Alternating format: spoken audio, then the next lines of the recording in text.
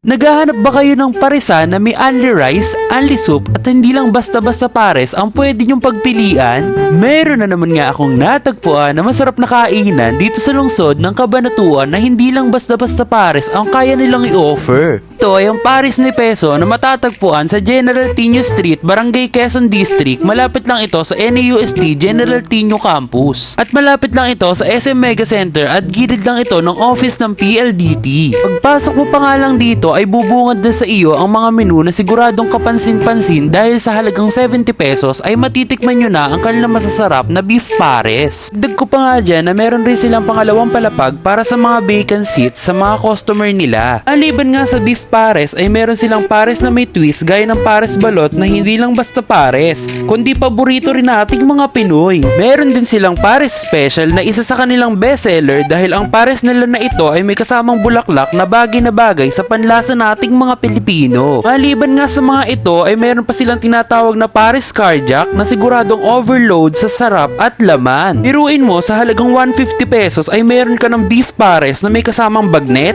bulaklak, at balot na siguradong bubusugin hindi lang ang iyong tiyan pati ang ating mga puso.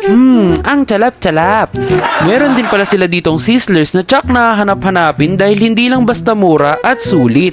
Ay tsak na mapapasabi kayo ng yummy! Ito nga pala ay ang sizzling beef sisig, garlic pepper beef, at ang kanilang masasarap na hindi nawawala sa kahit anong panlasa nating mga Pilipino ang sizzling beef shawarma. Sa halagang 85 pesos ay loaded na ito sa sarap at dami ng serving. Halaga nga na 20 pesos lang ay pwede nyo na ma-avail ang kanilang only rice na siguradong hindi kayo bibitinin. Bagay na bagay nga ito sa estudyante, empleyado at mga taong naghahanap na masarap at sulit na kainan dahil hindi lang budget friendly ay napakadali ding puntahan dahil nasa sentro lang ito ng Cabanatuan. Kakabukas nga lang ng kanilang kainan noong Pebrero at kapansin-pansin nga ang kanilang mga customer ay dumadagsa at dumarayo. Nagbubukas nga pala sila mula alas 8 ng umaga hanggang 1:00 ng madaling araw. O diba, kung sakaling magutom ka ng alanganing oras ay hindi mo problema dahil bukas sila hanggang madaling araw. Pwede ka ding umorder sa kanila gamit ang Food Panda, GrabFood,